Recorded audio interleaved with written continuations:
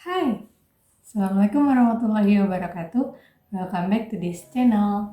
Dan pada sesi kali ini kita akan membahas mengenai sekuritas. Apa sih itu sekuritas? Yuk, saksikan sampai akhir ya.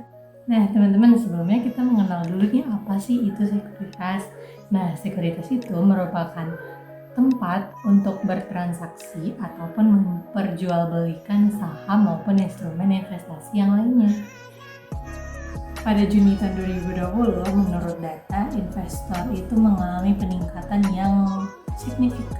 Bukan hanya di Indonesia, tapi juga di negara lain. Dan investor ini didominasi oleh investor perorangan, bukan investor dari suatu badan atau instansi tertentu. Ini dapat disimpulkan bahwa minat investasi itu bertumbuh signifikan di saat pandemi ini. Nah, sebelumnya kita harus mengenal dulu ya teman-teman, apa sih perbedaan antara masing-masing klasifikasi dari pasar sekuritas. Ada pasar sekuritas primer dan ada pasar sekuritas sekunder. Nah, pasar sekuritas primer ini adalah pasar sekuritas yang berusaha menawarkan jual atau beli sekuritas baru, baik itu melalui penawaran umum ataupun penawaran terbatas. Nah, yang kedua ada pasar sekuritas sekunder. Pasar sekuritas sekunder merupakan tempat yang melibatkan perdagangan saham maupun obligasi terhadap institusi-institusi yang sudah dikenal. Contohnya apa? Mungkin teman-teman sudah banyak yang mengetahui. Di Indonesia ada Bursa Efek Indonesia, di Amerika ada American Stock Exchange, dan di New York ada New York Stock Exchange ataupun bursa-bursa saham lainnya. Nah, selanjutnya kita akan membahas mengenai instrumen-instrumen investasi. Nah, kita bisa mulainya dari saham. Ada dua kategori saham. Ada saham biasa dan ada saham preference. Umumnya nilai saham biasa diekspresikan melalui 3 cara. Yang pertama ada nilai pokok, yang kedua ada nilai pasar, dan yang ketiga ada nilai buku. Dari 3 nilai tersebut, nilai pasar merupakan nilai yang terpenting bagi investor. Saham preference tentu berbeda dengan saham biasa. Saham preference merupakan saham yang risikonya jauh lebih minim daripada saham biasa. Melalui saham preference, investor akan memperoleh hasil yang lebih stabil daripada saham biasa. Kenapa? Pada saat membagi dividen, maka yang lebih didahulukan prioritasnya adalah pemilik saham preference, bukan pemilik saham biasa. Nah, selanjutnya kita akan membahas mengenai instrumen investasi berikutnya. Ada obligasi. Obligasi sebelumnya sudah saya cukup bahas lengkap di video sebelumnya, boleh dicek aja. Tapi di sini saya akan menjelaskan kembali apa itu obligasi. Nah, obligasi merupakan surat hutang yang diterbitkan oleh perusahaan maupun institusi lainnya seperti pemerintah kepada pemegang saham ataupun investor yang nantinya itu ada suatu pinjaman yang harus dilunasi di masa mendatang, disertai bunga pada saat jatuh tempo hutang tersebut harus dibayar. Ada beberapa jenis obligasi yang belum dijelaskan di video sebelumnya. Yang pertama adalah obligasi pemerintah. Obligasi pemerintah adalah obligasi yang diprakarsai oleh institusi maupun agensi pemerintah seperti bendahara negara maupun administrasi federal. Yang kedua ada obligasi kota praja. Obligasi kota praja merupakan obligasi yang ditawarkan oleh negara, bebas negara apa saja, dan juga pemerintah daerah. Tapi dalam hal ini mengkhususkan pada pembiayaan suatu proyek.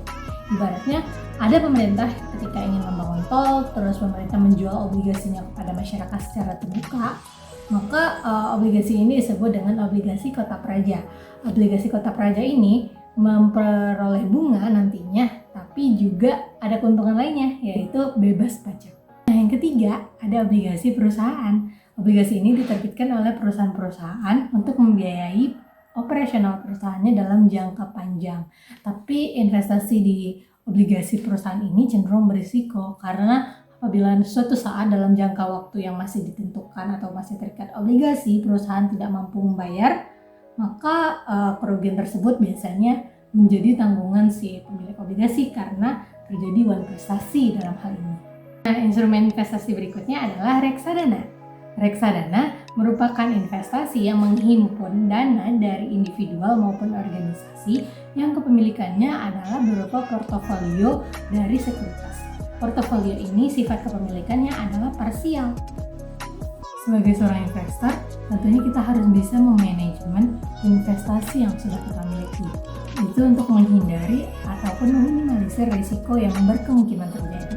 Berbagai cara, para investor mengatur strateginya masing-masing untuk mengelola investasi yang dimiliki.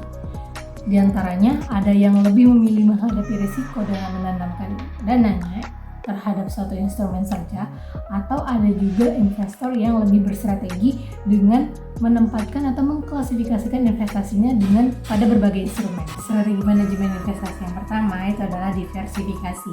Diversifikasi merupakan suatu strategi dengan mengklasifikasikan ataupun membagi kelompok investasinya pada aset-aset ataupun pada instrumen yang berbeda, bukan menempatkan pada satu tempat.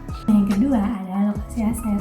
Alokasi aset itu merujuk pada dana relatif yang diinvestasikan ataupun yang dialokasikan pada masing-masing instrumen investasi.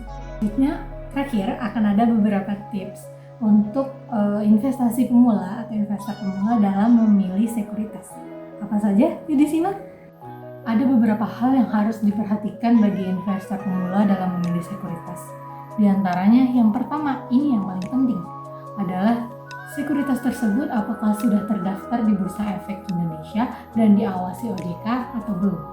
Jika belum, mohon pertimbangkan lagi untuk melakukan investasi pada sekuritas tersebut. Di antara sekuritas yang telah terdaftar di Bursa Efek Indonesia maupun diawasi oleh OJK sebagai berikut. Yang kedua, sekuritas yang memiliki proses pendaftaran ataupun alur dalam mendaftarnya itu praktis, cepat, dan tidak bertele-tele. Nah, yang ketiga, pilihlah instrumen ataupun sekuritas yang memiliki standar deposit minimumnya itu yang murah dan terjangkau di kantong Anda. Yang keempat, kamu dapat menjatuhkan pilihan sekuritas kamu melalui sekuritas yang memiliki mobile apps dengan tampilan yang praktis serta fiturnya itu sederhana dan mudah kamu mengerti. Selanjutnya, pilihlah sekuritas yang memiliki fee transaksi termurah. Yang keenam, ini penting apabila kamu menemui kendala ataupun keraguan dalam memulai investasi. Pilihlah sekuritas yang menyediakan CS ataupun konsultan untuk berkonsultasi dengan kamu para investor pemula itu dengan cara yang praktis, mudah, dan tidak bertele-tele ataupun tidak rumit. Dalam hal ini, konsultan dapat membantu dan membimbing kamu dalam mengembangkan maupun memanajemen investasi yang kamu miliki. Oke, mungkin cukup sekian yang dapat kita bahas pada video kali ini, tapi kita bisa bahas banyak lagi di video-video berikutnya. Jadi stay tune, jangan lupa like, komen, dan subscribe di channel YouTube ini agar kamu tidak ketinggalan berita-berita maupun informasi-informasi bermanfaat lainnya. Saya Dinda Fitria, mohon undur diri. Assalamualaikum warahmatullahi wabarakatuh.